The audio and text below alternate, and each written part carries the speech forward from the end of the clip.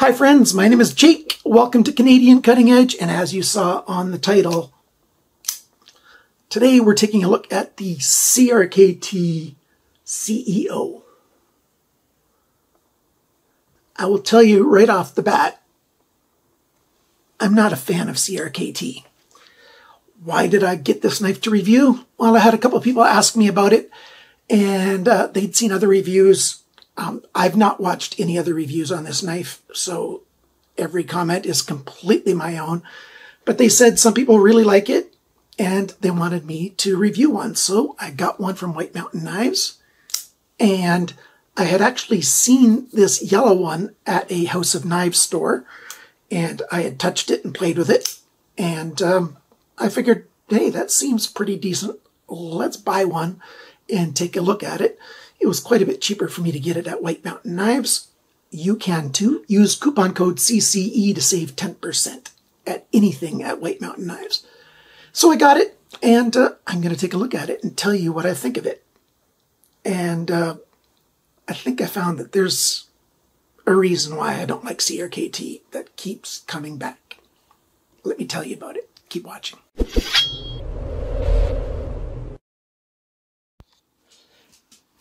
As usual, let's start off with a size comparison. Oh, I can't do it that way because it keeps falling over because of the pocket clip. There we go, and here it is. I had it to the other side. My Ontario Rat 1. Pivot pin is right in the middle between these two pocket clip holes. It's a smaller knife. It's shorter. It's definitely more narrow from spine to belly. But it's about the same in terms of thickness of the handle. But in every other way, it's a smaller knife. Let's line up the length here of the cutting edge. It's also about 1/4 of an inch shorter in cutting edge length. A lot of people are calling this a budget gentleman's folder, and you can certainly call it that. CRKT does have two higher priced versions of this. These are all GRN, glass reinforced nylon handle scales, for the 3 lower priced ones, which are $39.99 at CRKT's website.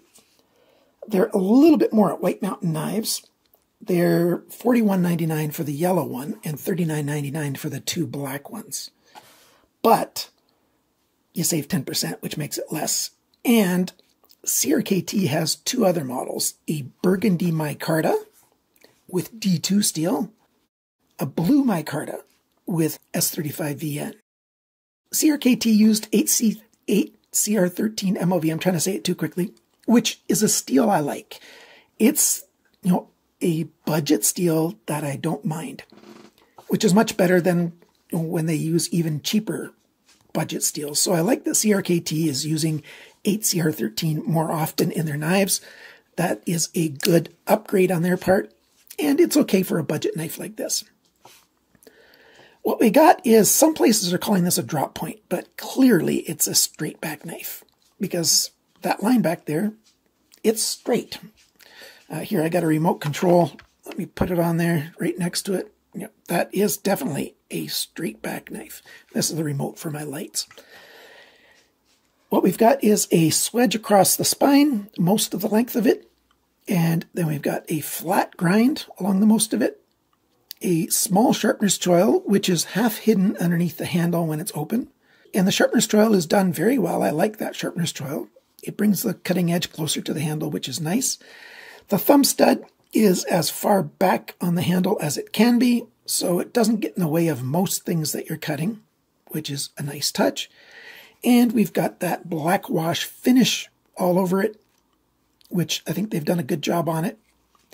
We've got the badging. It says CRKT right there on the knife, which isn't terribly large. It's a bit big for the size of the knife, but overall, that's not that large. I don't mind that. And on this side, we've got CRKT again on the pocket clip. I don't like it when knives have their brand name twice on it. I just don't like that. On the blade here, we've got the model number. It's 7096. And 7096 is the model number for all 5 variations of this. Then after that, it is YGK. That's for the yellow one.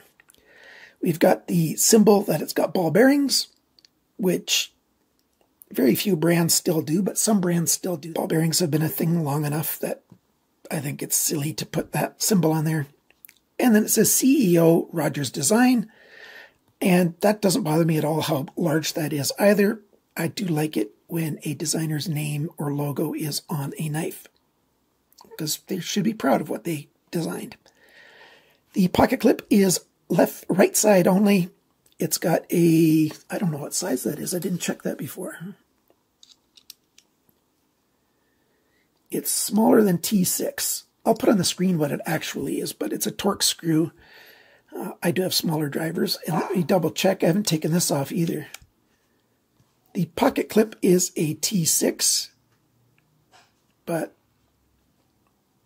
it doesn't sit in there very well. I didn't try this out before. That is going to be risky if you want to take those screws out, because I've got a good quality screwdriver. This is a EUROPEAN screwdriver from Germany, and they are a good brand, and I can barely get, if I push hard, I can get it to start to undo. Yeah, it's coming out. So, yeah, I like that it's a flush screw, but it's not a good flush screw. I'm really scared that it's going to strip on me. I should put some drive grip on it, and I will if I can't tighten it down. I'll tighten it later on. It's tight enough. It's not loose at all. It's tight enough now. So I like that it's a flush screw in there, but not a good screw. Guys, keep the comments clean, please. There are children that watch this channel with usually their fathers. Some women watch this show as well, which is quite nice. Thank you very much. Deep carry pocket clip. It's a nice clip. I do wish it was at least optionally on the back. If you really hate tip-down pocket clips, there is a tip-up version, and that is with the front, not the front flipper, the flipper version, which I should have bought in hindsight. Because that pocket clip, I don't really like it. I'm ambidextrous. I grew up left-handed, and I don't like this pocket clip in my left hand. It's just not that comfortable. It's not super hot. My middle finger does go in this little dip here, but I just don't like it there. I think I'd prefer it back here. It's an okay pocket clip. It does end up going up at the end, but functionally, it works very well. Let's put that up here. It climbs over the edge of the pocket and goes to the full depth very easily. There is a lot of room in there, so they could have made it closer. Let's go this way so we're clear. It could have been closer this way, so a pocket clip that doesn't stand off from the knife quite as far. With those flush screws, that would have been an improvement.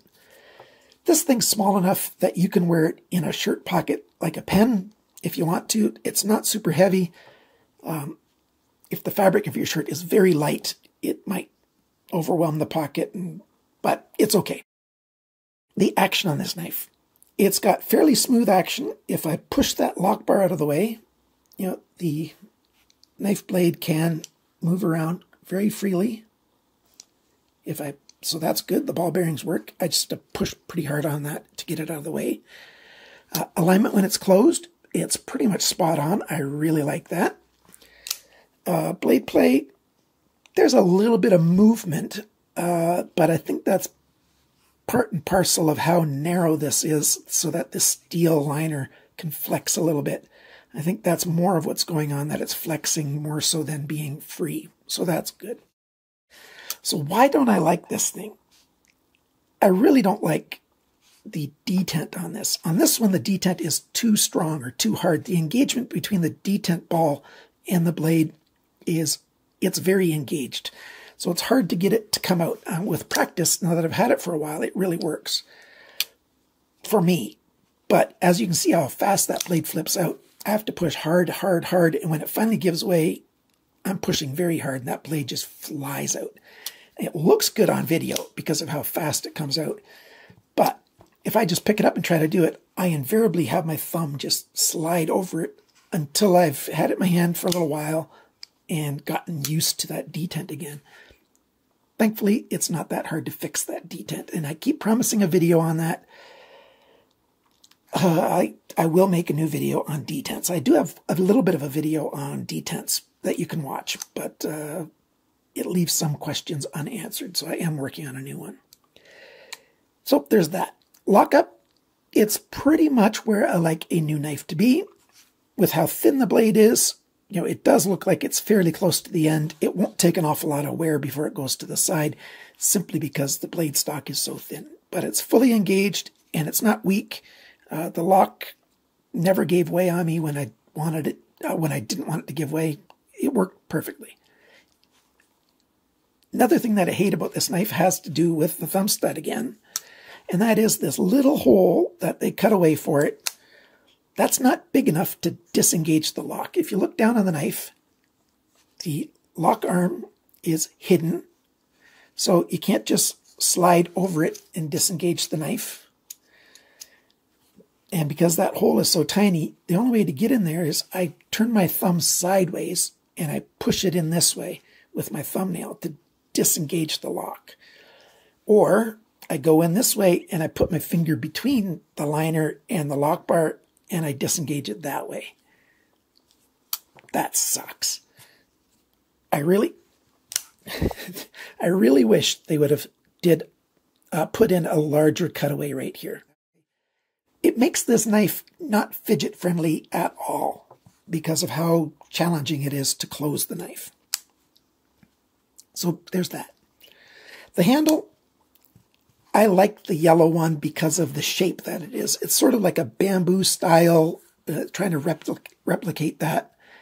And that means that there are bumps in these grooves, and there's lines that are milled that are along the length of the handle, which make it fairly secure in the hand. But I still wouldn't trust it to, you know, stab into something. In case I hit something hard and it stops, my hand is very likely to go over the blade and cut myself because I'm squeezing as I go, and so then it would cut into my fingers, which, if anybody's ever had a cut on this side of your fingers, it sucks because every time you move your hand, ugh, like I cut myself there very badly a few years ago, and it still gives me trouble sometimes. So it doesn't have a guard. So this is a knife that is for light use, in my opinion. I'm not finished talking about the handle though, am I? Forgot about that. The construction, it's not open pillar construction, but it's functionally like an open pillar construction. This back plate here on the end, it's just a flat plate and screws in on either side. So we've got one screw back here and the pivot screw to hold it together. And that's fully adequate for this knife. It's skeletonized on this side a fair bit, which means it's not that terribly heavy. The balance point is back here. I wish they would have skeletonized a little bit on the working side of the working liner and brought the balance point over here. It could be a little bit lighter and it would still be very strong. So there's that. We'll talk about all the weights and sizes in a little while. I do like the back end being flat here like this. You can use it, you know, put your thumb like this, have it closed. You can use it to crush things if you want to, or you can use it as a persuader instead of using the blade, pressure point persuader. So there is another use for this if you don't want to take out the blade. All right, so that's the summary of what it looks like. I don't like that it's got these small little T6 screws. Like, so you got a T6 screw here for the pivot, and that screw has not a terrible amount of play. Let's do it this way so you can see.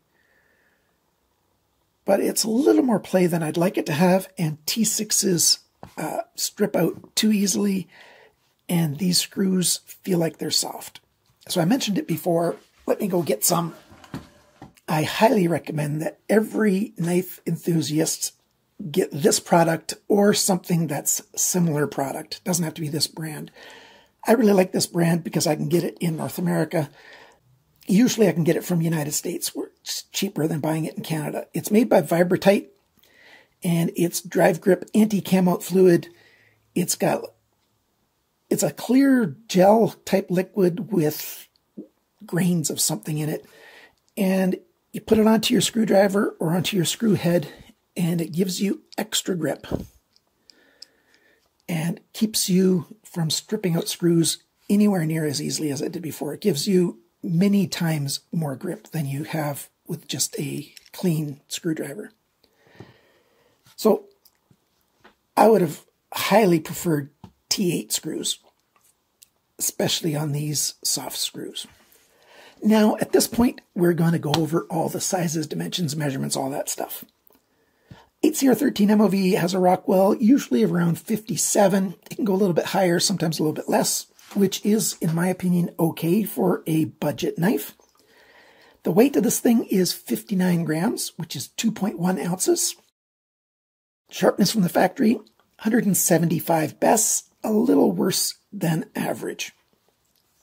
The cutting edge length, 80.1 millimeters, 3.15 inches. Blade length, tipped to the closest spot on the handle, is 79.2 millimeters, 3.12 inches. The thickness of the blade is 2.21 millimeters. That's 87 thousandths of an inch. It's fairly thin. The blade depth is 12.8 millimeters, which is half an inch. The thickness behind the grind, 0.69 millimeters, 27 thousandths of an inch. I can't see why they would do that.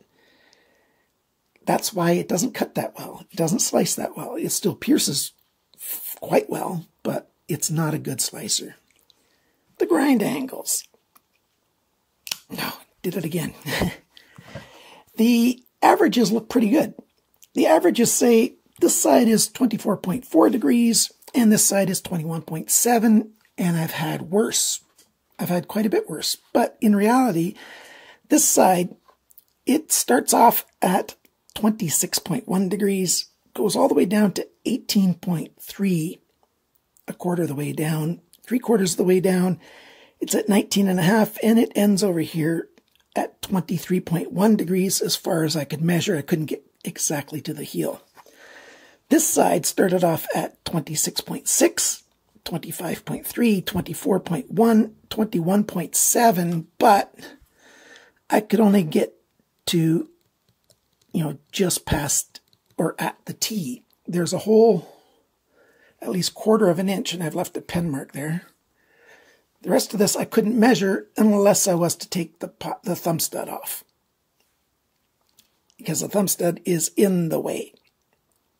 It just is. Unless you were at greater than about 35-degree angle, then you could get at the end of the blade. Unless you took it all the way apart. And if you took your thumb stud all the way off, you could do that. But it's going to be very risky because that screw hole, it's not very deep.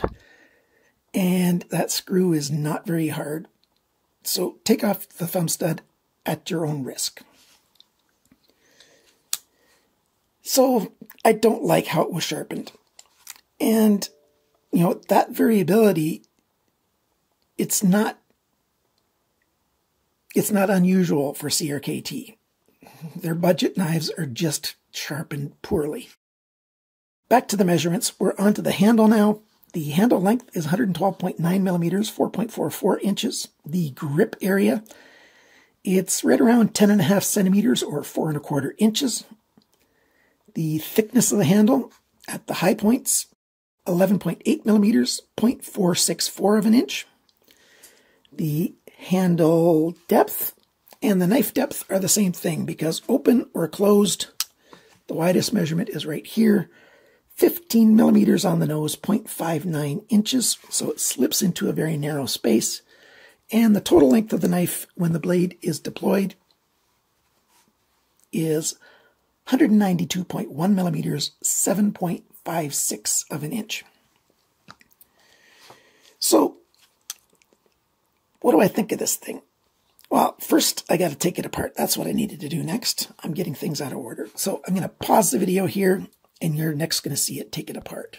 So here it is taken apart, and I guarantee you, even if you use anti-cam out fluid, there's over a 90% chance that you're going to strip these screws out. I have damaged them slightly already, and I've got loads of experience. I've taken apart hundreds, thousands of knives I've taken apart. I've reviewed over 1,200 knives on this channel, and I've taken all of them apart. Even if I didn't do it on camera or on the video, I've taken them all apart, and few are worse than this for taking apart. And CRKT, this is the main thing that I hate about CRKT, is they like to use very soft screws. That's not unique to them, but they also use Loctite, and it's just so risky to take their knives apart. So if you buy a CRKT, don't take it apart unless it's absolutely necessary. Do all the tricks to soften Loctite first. You know, stick the thing in boiling water for a while. You know, do all those tricks to help soften it up. And then definitely get anti-cam out fluid and stick that between your screwdriver tip and the screw, or put it on both places, and that will help. But you will still probably strip them out. Other thing that's kind of unique, I've never seen this before. They've got the nylon holders for the ball bearings, and then they've got a washer as well that goes over the outside of it. I've never seen that before, and I guess you get the best of both worlds then. You get a washer and you get ball bearings. I'd like to know why they did that. So there's that. That's the thumb stud hole. I took that out as well. That's a T5. But I did damage that screw head a little bit as well. Whoever buys this knife for me, don't take it apart again, because it's in worse shape than it was from the factory, and it was very bad from the factory already in terms of the quality of the screws. It's a nice little design. Richard Rogers is the designer of this knife. He's an American, and I think he did a good job with this. I think I would like the flipper version more. So if I was to really want one of these, I'd sell this and get the flipper version. So now you know what I think of this knife. I will fix the detent on it and sharpen it up, and so whoever the next person is that gets this will get a better knife than I got. What are your thoughts? Leave them in the comments down below. Thank you so much for watching. Thanks for liking, sharing, commenting, and subscribing. And remember, friends, cut towards your chum, not your thumb.